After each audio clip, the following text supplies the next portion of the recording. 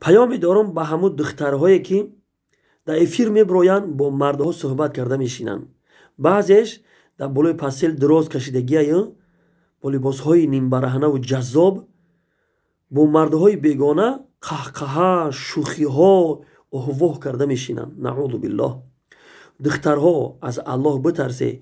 این کاری که شما میکنی، خواه روپرو صحبت میکنی، خواه با تلفن، خواه در همی افیر میبروی نرم صحبت کرده چخ چخ کرده میشینه، الله رب العالمین از این کار شما به غضب میآید و دیر یا زود غضب پروردگار شما را دامنگیر میشود.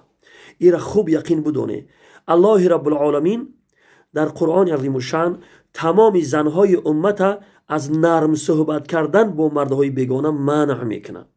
خداوند در سوره احزاب آیت 32 میفرماید: فلا تخضعن بالقول فیطمع الذی فی قلبه مرض. ای زنها شما نرم صحبت نکنید. این بود در صورتی هست که زن به ضرورت بیرون میبروید.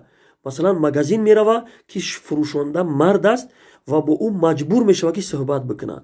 انا می حالتی ضرورت در شریعت اجازت میده که بروید، کودکش مکتب بره، کودکش صدیق ببره، دختر بره، چیزهای در ضروریش ای مگزین بگیره.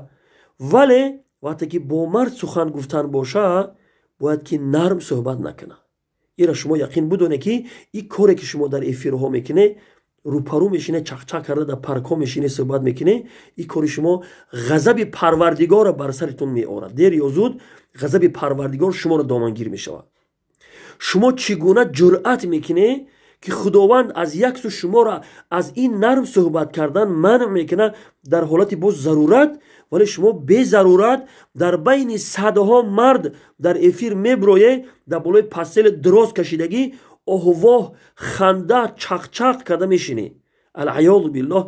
از الله بترسه و این کار از این کار دست بکشه.